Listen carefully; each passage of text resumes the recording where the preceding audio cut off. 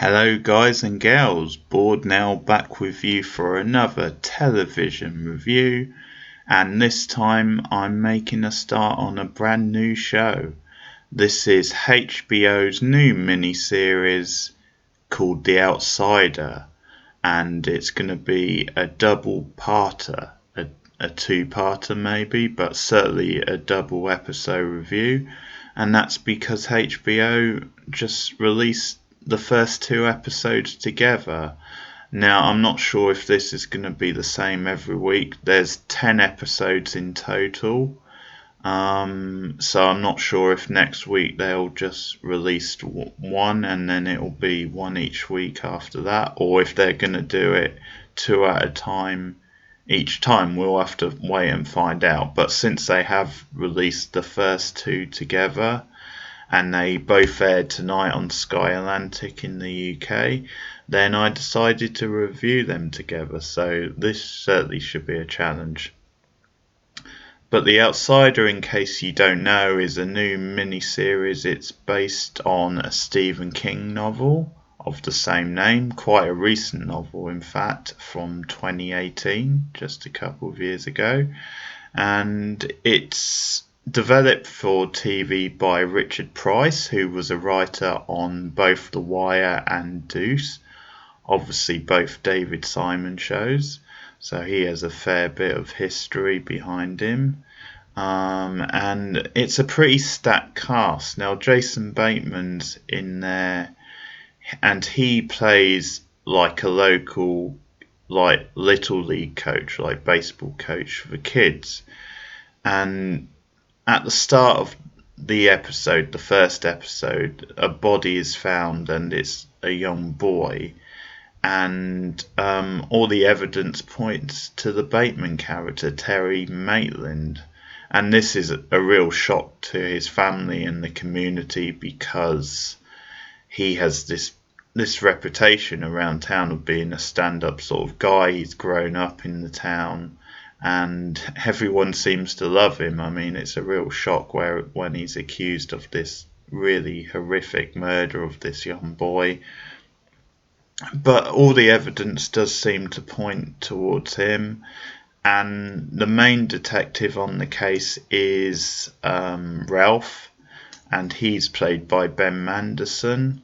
And he has his own sort of dark past, which we find out a bit more about. So he and his wife in the past have lost a son themselves. So that is very much playing on his mind as he investigates this and tries to bring Terry to justice, or tries to get to the bottom of it.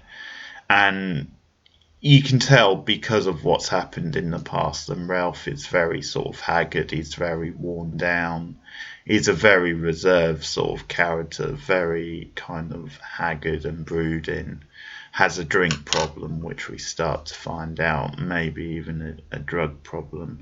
But he's the one assigned to the case, and certainly his personal history seems to be affecting him. And there's also a political side to the case, where the district attorney who's trying it is about to put his name forward for like election in the town, one of the political positions. And so it's kind of hinted at then for his political career, they really need to slam the case shut. They really need to nail this guy. So what happens is they arrest Terry, the Jason Bateman character, at like a game. They do it in front of everyone to really make a scene and really shows him up. But then as they go through the case and the evidence, slowly things start coming out that actually put the case in doubt. It actually brings up questions about, is he really innocent? Is this only like, how reliable are the witnesses? One of them, for example, owns a strip club, said he saw him in the strip club on the night in question, and that he had like blood on his face and that sort of thing, and really looked sort of out of it. But the fact that this is coming from a guy who runs a strip club and is an ex-offender himself, he does have a rap sheet from the past. So they call into question his credibility. He's played by Paddy Considine, by the way. So that shows you what a great supporting cast it is as well. Rocking a fairly decent American accent, actually. He does a decent enough job. But that's kind of the way things go. Then along the way there are certain question marks, and later on Ralph even questions himself, should he have been so quick to have brought Terry in, and was there pressure? But we'll talk more about that. But that's the basics of the first episode, which I'll deal with first. The first episode is called Fish in a Barrel. And it's worth noting actually that Jason Bateman not only stars in the first two episodes, but he also directs both of them, which is interesting. I know he's directed one or two things in the past, like I think he's directed a couple films, but he directs the opening two episodes and does a really impressive job. It's really strong direction on his part. And it's interesting talking about them back to back, because the first episode leads you down a certain path and you think, okay, this is what this show is going to be about, this is where the drama is going to be. And then the second episode totally changes that. There's this dramatic event which just comes out of nowhere, a really shocking moment, and that changes the whole perspective of the story, or at least readjusts it and changes the game, and it's a really big moment, but I'll get to that when I get to it. But yeah, from the word go, this was really good, really gripping, really atmospheric. It's got this atmosphere of dread. Just, it was dripping with style, dripping with like tension and atmosphere. It's a very slow moving show, the way the scenes play out. I think you can tell that the writer has sort of been involved in like shows like The Wire and Deuce, but it does benefit from that. It benefits from the way the scenes play out so naturally, and you get these acute little like camera angles and shots of various things. It's very psychological in the way it makes you question every little detail. And I think some of it might not be important, or might just be kind of the direction and the writing, just playing with your head, just sort of planting things in there. But it's just the power of the fact that it does that. But as you get further into the drama, you see there's real meat on the bones. It's really playing with a lot of ideas and really putting all these questions out, and there's a lot of, you can see how there's going to be a lot of like richness and depth to the characters. But from the start it kind of has this, I think a bit like True Detective, sort of has that sort of like very distinct sort of gothic sort of noir type feel, where everything is like all murky and bleachy and, you know, just washed out and just really sort of striking, but filled with like dirt and dust and all sorts of crime. And it's really distinct, but really sort of hooks you in, and there's some very interesting directorial choices. Now, from the moment we're introduced to the Ralph character, the Ben Mendelsohn character, he from the start is just this really brooding, as I said, brooding, haggard guy who's very cut off from the world, and a lot of it plays out like this, just very detached shots, very sort of cut off and kind of disjointed. And I mean, me and my mum found that he does mumble a lot, and the southern accent, I think, made it, along with the mumbling, made it hard to kind of work out what you're saying sometimes. But it works for what the show is doing and the sort of content. But yeah, from the start, we see him at the crime scene early on, and he's very sort of like just detached from everything, just looking at afar, and we sort of see it from his perspective and off on the side, and that's a very effective scene. Just him like sort of glazing, really, almost eyes sort of turning over, and just the kind of murkiness of the crime scene and what have you. It's really, really impressive. Um, and what the structure does, which I think works really well in the first episode, is that around the time then Terry is brought in to is just arrested in front of everyone, we get like snippets of the little interviews with all these different witnesses that have come forward saying they saw him on the day, and it looks suspicious. They saw him. Gail, for example, saw him come out of the woods with like blood on his face and covered in it, and sort of acting. And I think that sort of speeds up like the case and then bringing it in a bit more as well. And it also gives you all these different perspectives. So it's a smart little way to kind of tie things together, and slowly the meat of it is the tension in the actual case, and the small little like details and moments, like they're waiting on the DNA, because that's going to be the crucial part of their case of tying it all together. um, but yeah, I mean, it starts off and it seems as though everything's very straightforward. I'll say too, Jason Bateman is perfect casting for this guy, because for those of you who have seen him in like Parks and not sorry in Arrested Development and in some of his comedy roles in films, he does have that very clean cut sort of deadpan like salesman type um, thing going, where he's got a lot of charisma and it is sort of likable, but he's also very deadpan and reserved, and he has those dead sort of eyes, and it's sort of perfect for this sort of role because he is like this popular charismatic figure around town who, as I said, has grown up in the town and knows everyone, and that's just the reaction going around, that they can't believe then he would do anything like that. And it almost seems like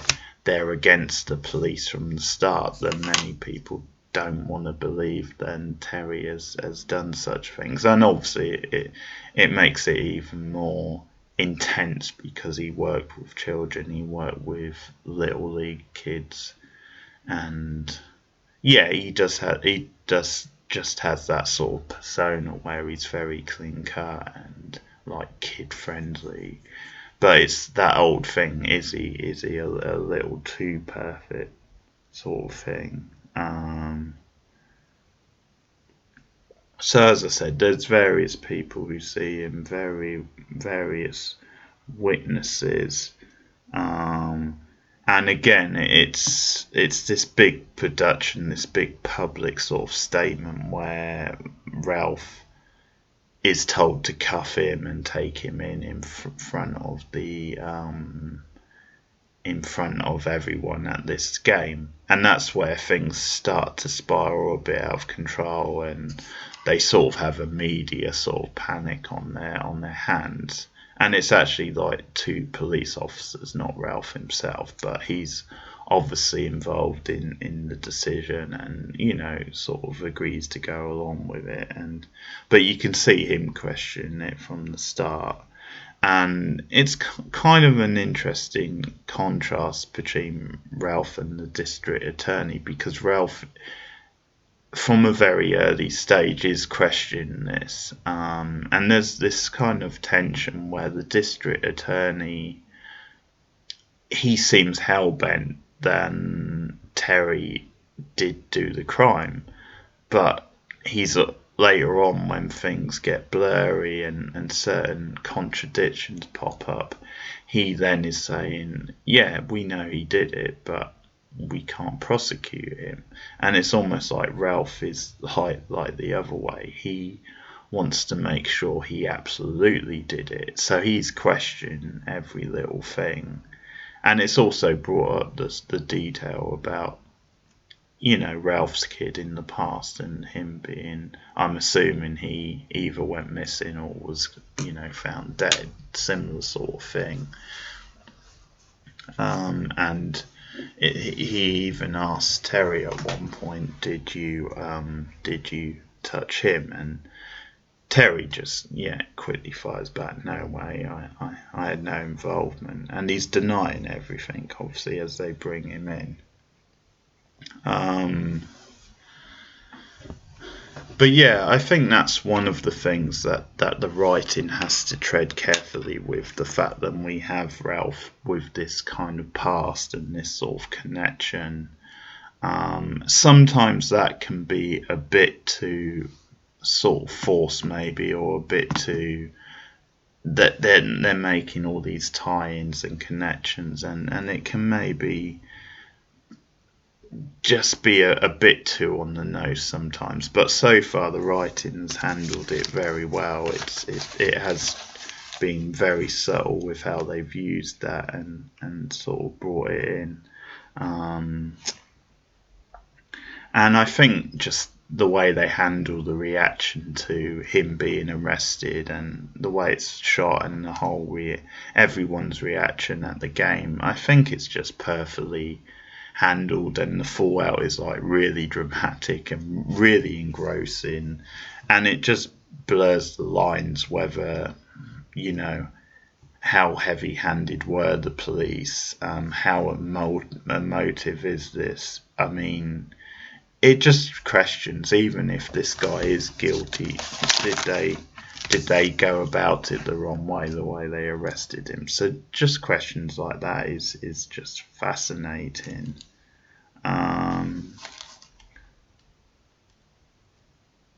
But yeah, I mean, all these little things like the strip bar and a teacher who saw him.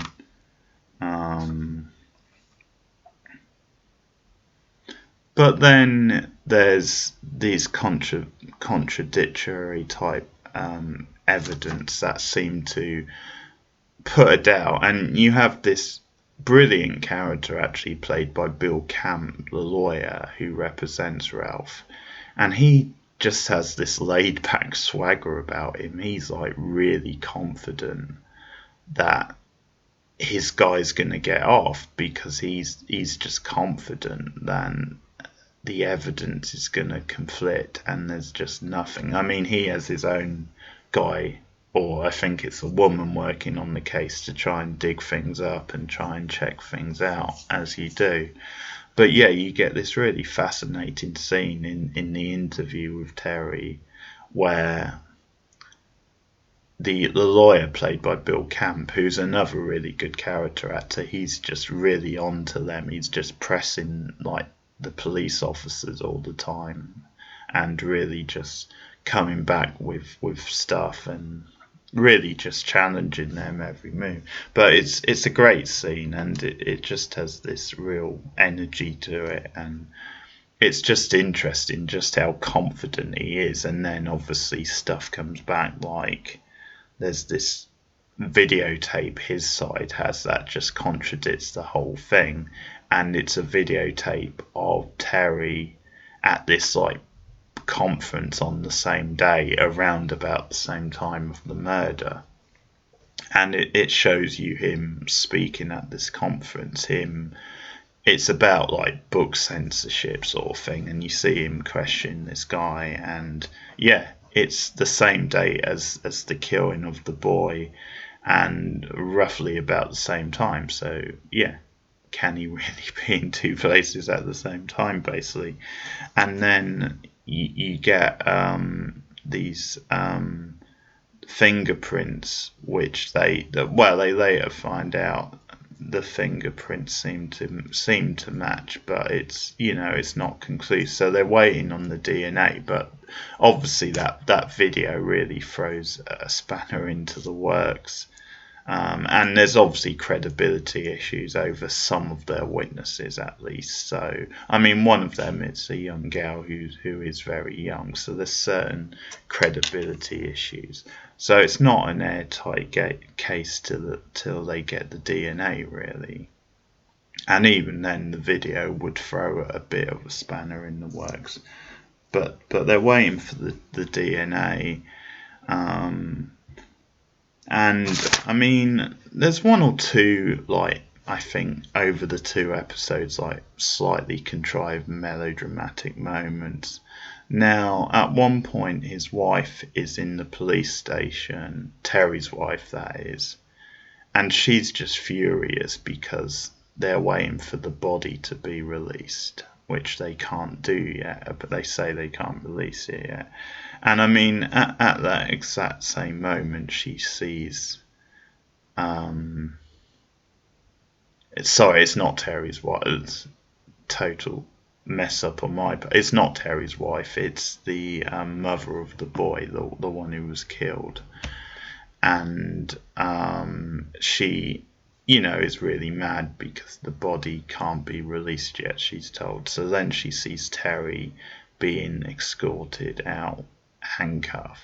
And she says, that's him, and runs up to him and starts screaming, did you kill him? And pursues him. And, that scene is a bit on the nose, a bit melodramatic. But there's one or two moments like that. But by and large, the writing and the pacing is very, very subtle, very just intriguing the way the case opens up, because this is very different to many procedurals you'll see. It's not your typical like procedural, and it's just the mood and the energy which is really making the show. High quality cast as well, really top to bottom. And I just think it opens up all these different questions.